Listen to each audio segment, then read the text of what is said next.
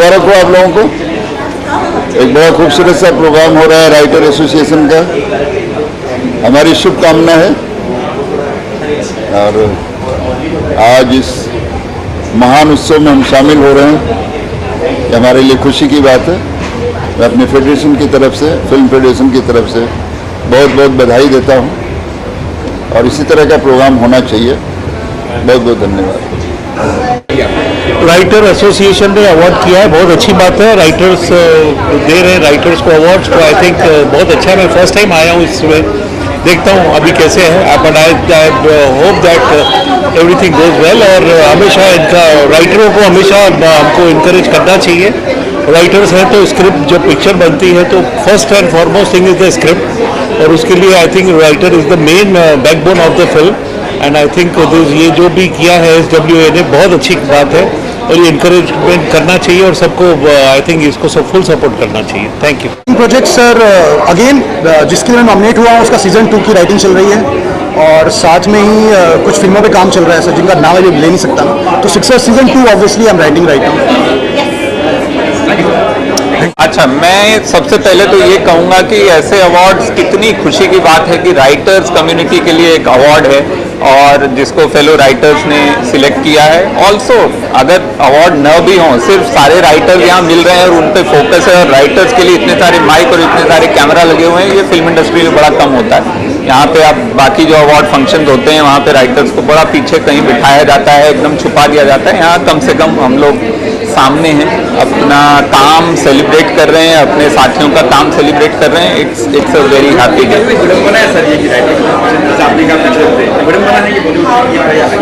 ये विडंबना है, लेकिन हमारा जो सिस्टम है वो स्टार ओरिएंटेड है और वो बदलने में, वो बनने में बहुत साल लगे हैं, उसको बदलने में भी बहुत साल लगेंगे। और अगर कोई बदलना चाहेगा, कोई बदलना भी नहीं चाहता, आई थिंक सब खुश हैं। और हम राइटर्स जो हैं, हमारी सबसे हमारी कलम में बहुत ताकत है, लेकिन हमारी आवाज़ जो है, हम लोग थोड़े से हम्बल लोग होते हैं, उतना लड़ते नहीं हैं अपने लिए। दूसरों के लिए लड़ना हमको आता है, अपने लिए लड़ना नहीं आता है। तो हम लोग अपना एक, हमने छोटा सा ये अपना अवार्ड फंक्शन बना लिया है कि हम इसमें तो हमारा हक है, हम अपने हक के लिए अपने साथ खड़े होंगे, बाकी जो होगा होगा।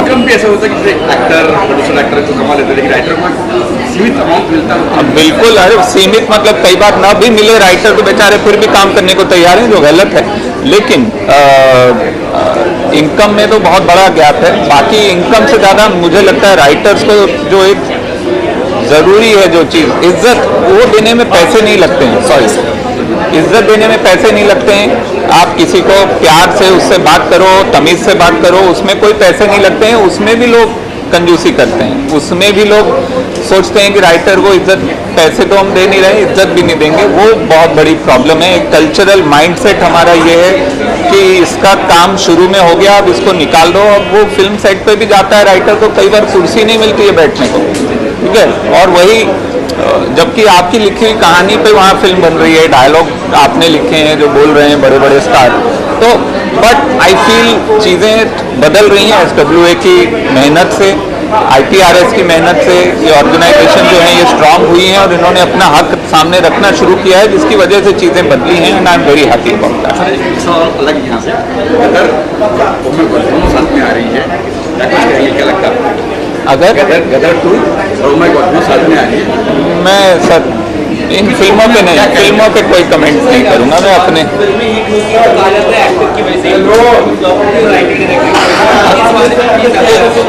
हाँ, फिल्में हिट होती हैं तो सबसे ज़्यादा क्रेडिट आपका कहना है कि एक्टर को मिलता है, जो सही बात है कि ये सच है, ये सही नहीं है।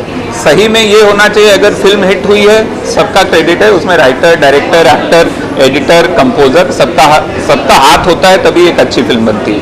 और जब खराब फिल्म बनती है उसमें भी बहुतों का हाथ होता है। पर मैं कहूँगा अगर खराब फिल्म बनती है तो उसमें सबसे कम जिम्मेदारी राइटर की होनी चाहिए, क्योंकि बहुत सारे लोग हैं जो इसको इंटरप्रेट कर रहे हैं। कई बार हम लिखते कुछ हैं, डायरेक्टर बनाते कुछ हैं, और फिर उसके बाद उसका म्यूजिक खराब होता है या डिस्ट्रीब्यूशन खराब होता है। So many things.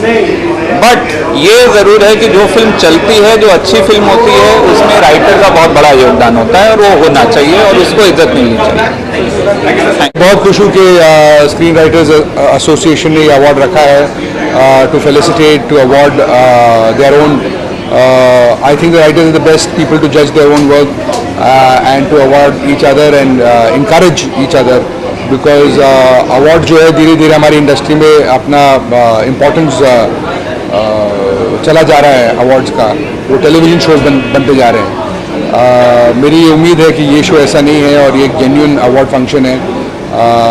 As part of the community, as part of the industry, I just wish and hope more and more original writing talent comes out of this country, because they're a very vast and amazing country and amazing minds. So it's about encouraging them and making sure that they earn good money so that they come out with good work. ऐसा लगता है कि writer को इतना महत्व नहीं मिलता, मिलना चाहिए जैसे एक्टर को मिलता है जी, अब तो थोड़ा थोड़ा समय बदल रहा है और ऐसा नहीं है कि राइटर्स को इम्पोर्टेंस नहीं मिलती है, और मिलनी चाहिए और कामयाबी मिलनी चाहिए। एक्टर से बहुत कम कंपैरिजन किसी भी क्राफ्ट का होता है, बिकॉज एक्टर का चेहरा होता है सामने, तो आपका प्रोडक्ट जो है या आपकी फिल्म, आपका सब्जेक्ट, आपका वेब सीरीज़ वो एक्टर के चेहरे से पहचाना जाता है। तो वो एक बात है कि मतलब उनके चेहरे पे चीज़ें दिखाई देती है और पहचानी जाती है, तो उसका एक एडेड एडवांटेज है, बिकॉज जब फेलियर भी होता है तब उनके चेहरे पे ही होता है, तो सबसे पहले तो उससे उन्हें इफेक्ट होता है। तो definitely writing is the backbone, like all the other crafts that are involved, and yes, definitely we should encourage them more, and more and more good original talent should be coming out of India very soon. क्योंकि मैं तो सालों से FWA फिर SWA का member रहा हूँ as a writer, तो एक बहुत ही एक अमेजिंग कल्मिनेशन है जब आप शुरू से जाते थे रजिस्टर कर अपना स्क्रिप्ट करने से, फिर आप फिल्म लिखते थे, जो फिल्म बनती थी, और फाइनली ये एक हैप्पी एंडिंग है जहाँ पर हम खड़े हैं एक स्टेज पे। और more power to the writers association, more power to all the writers. और मैं एक आखिरी बात यही कहूँगा कि बस ये award in a way also dedicated है उन सारे राइटर्स को जो कभी सोचते हैं कि वो भी एक दिन इस तरह हमारी तरह एक मंच पे खड़े रहेंगे। This is for them, it's all possible. आप बस मेहनत करते रहो, लगे रहो, एंड थैंक यू। एक और चीज़ मैं कहना चाहूँगा, एक बहुत कमेंडेबल चीज़ है वेब के लिए जो काम अभी हो रहा है, उसमें अडेप्टेशन और ओरिजिनल्स को डिफ्रेंशिएट करके और टैलेंट को एक्नॉलेज करना और अप्रिशिएट करना, I think is a very very good move, क्योंकि इन दोनों ही कैटेगरीज़ की अपनी अपनी स्पेसिफिक नुआंसेस हैं, which is very good. And I am hoping आगे भी जाते वक्त जैसे जैसे कॉम्प्लेक्सिटीज़ बढ़ेंगी, मीडिया जैसे जैसे मर्ज करेंगे, वैसे वैसे नई कैटेगरीज और ऐड होती जाएंगी। और एक और इम्पॉर्टेंट चीज़ है जो हम फाइनली रिकग्नाइज करने लगे हैं, मतलब ऐसा नहीं था कि राइटर्स बहुत अच्छे राइटर्स शुरू से आए हैं, बट एक राइटर को रिकग्नाइज करना, बिकॉज एक सफ़ेद कागज़ को जान फूकना, फिर उसकी एक विजन बन के पर्दे पे आना, वो जो एक इम्पॉर्टेंट एस्पेक्ट है जिसके बिकॉज क्या होता है, स्टार्स होते हैं तो एक स्पॉटलाइट क्रिएट होती है, actors are in front of the camera, there is a lot of celebration of other people, but finally SWO has taken this initiative to recognize the talent behind making those big blockbusters, big web shows, big stories. तो वो एक recognition जो है एक बहुत important award है, और specially writers के लिए वो बहुत सिग्निफिकेंस अज्यूम करता है, बिकॉज आप उसको रिकग्नाइज करते हैं जिसने उस जम को पैदा किया है और फाइनली जगह पर्दे में दिखाया। the event has been organized so well. बहुत ही मुझे इस बात की खुशी है कि क्योंकि हम काफ़ी पॉपुलर अवार्ड्स फंक्शंस में जाते रहते हैं, तो it's usually chaotic and it's a mess in the way, but बहुत ही अच्छी तरह से ऑर्गेनाइज किया गया है शो। और ये इट्स ऑब्वियस क्योंकि राइटर्स कम्युनिटी ने किया है, तो एक तरह की डिसिप्लिन है उसमें। मैंने कहा स्टेज पे एक छोटी सी चीज़ की हर एक को एक अलग ट्रॉफी दी गई है। टाइम पे प्रोग्राम शुरू हो रहा है, there's very well organized, very good volunteers. So congratulations to the Screenwriters Association as well. Great. No, I feel जैसे जसरत ने भी एक वर्ड यूज़ किया पॉपुलर, आई थिंक बहुत एसेंशियल है, बहुत इंपॉर्टेंट है कि पॉपुलर को क्वालिटी से सेपरेट करना, डिफरेंशिएट करना बहुत ज़रूरी है, जो कि I think it could only have come from the SWA, because ज़रूरी नहीं है कि आपके पास वो सारा इंफ्रास्ट्रक्चर हो जो पंप करके आप एक स्पेस तक जा सके, एक पोजिशनिंग दे सके अपने आपको। कभी कभी होता है एक शेयर क्वालिटी होती है, एक प्योरिटी होती है, न्यूआंस होती है, और आप उसको एक एक रिस्पेक्टफुल रेवरेंट दर्जा ही देना चाहते हैं, आप नहीं चाहते कि आप एक रेस में घुसें। और वो I think SWA he acknowledge कर सकता था कि हाँ ये लोग उस रेस का पार्ट नहीं है, but yes quality still there, that hard work is still showing up. So I think kudos and it's great for On the contrary, actually, with sitting with and amongst everybody in there is and even if you go through the nominee list, overwhelming. all of them are such great names. मुझे best lyrics के लिए मिला है हमारे गाने ऐसे क्यों को, जो कि मिसमैच सीजन 2 में था, और उसके लिए मुझे बेस्ट लिरिक्स का अवार्ड मिला है। And I am very happy, thanks to SWA and all the jury members कि हमें ये अवार्ड मिला।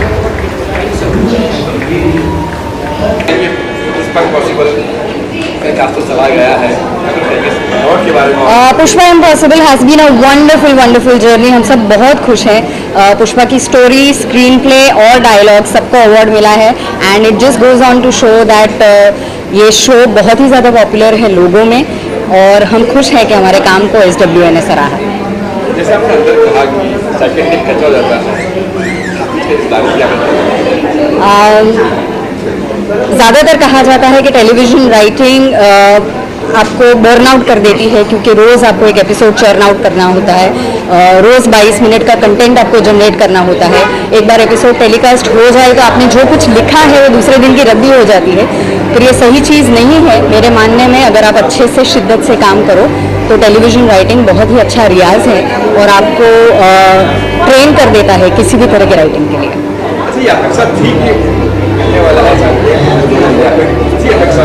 जिस तरह से पुष्पा इम्पॉसिबल सीरियल की TRPs बढ़ रही हैं, जिस तरह से लोग उसे सराह रहे हैं, जिस तरह से ट्वीट्स आ रहे हैं, जिस तरह से FB पर उसकी चर्चा हो रही है, हाँ हमें अपेक्षा थी कि पुष्पा इम्पॉसिबल की राइटिंग टीम ये ज़रूर जीतेगी।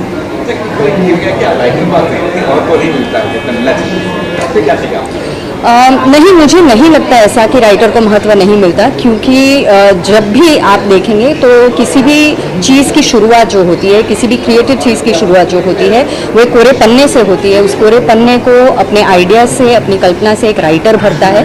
तो अगर प्रोड्यूसर को स्क्रिप्ट पिच करनी है, एक प्रपोजल पिच करना है, या चैनल को एक प्रपोजल पिच करना है अपने स्टूडियोज़ को, तो कहीं ना कहीं एक राइटर की ज़रूरत पड़ती है। और जब एक अच्छा शो, एक मुकम्मल शो आपको बनाना है तो वो बिना राइटर पॉसिबल नहीं है। तो मुझे नहीं लगता कि राइटर्स की वैल्यू कम है, और राइटर्स को अपनी वैल्यू बिल्कुल ही कम नहीं समझनी चाहिए। या राइटर बहुत सही कहा स्नेहा जी ने, बैकबोन है टेलीविज़न सीरियल के लिए। और टेलीविज़न सीरियल एवरी डे सुबह को उठकर ब्लैंक पेज पर लिखना, ये एक बहुत चैलेंजिंग मामला है। मैं इस इंडस्ट्री में करीबन 22 साल से हूँ, और अब तक मैं करीबन 10,000 एपिसोड्स लिख चुका हूँ अलग अलग सीरियल्स के। और फिर भी आज जब बैठता हूँ कोरे पेज पर लिखने के लिए, तो आज भी वही फीलिंग महसूस होती है कि मैं आगे क्या लिख पाऊँगा और किस तरह से मेरे ऑडियंस को ये चीज़ पसंद आएगी। तो definitely it's a very challenging platform of writers, और चाहे वो डायलॉग राइटर हो, स्क्रीन प्ले राइटर हो, चाहे वो स्टोरी राइटर हो। लेकिन किसी भी चीज़ की शुरुआत, जैसे कि हम पाया कहते हैं, वो राइटर है, and we are proud to be writers. Well, dialogue writers हैं हम लोग, तो जनरली लोगों को लगता होगा कि डायलॉग राइटर्स इतना क्या लिखते होंगे उसमें, या फिर कितना डिफ़िकल्ट होता होगा उनका काम। लेकिन ऐसा होता है कि स्क्रीन प्ले से जब हमारे पास आता है डायलॉग डिपार्टमेंट में, तो वो ऐसा होता है कि एक स्केलेटन में एक उसमें फ्लैश डालो, उसमें उसके प्राण डालो, वो शायद डायलॉग राइटर करता है। एक पूरा खोखा बन के आता है, तो वो बहुत इंपॉर्टेंट है वैसे। तो डायलॉग राइटर को भी ऐसे सराहा जाता है, वो बहुत अच्छी बात है, और खासकर SWA ने किया है तो वो एक ज़्यादा मायने रखता है।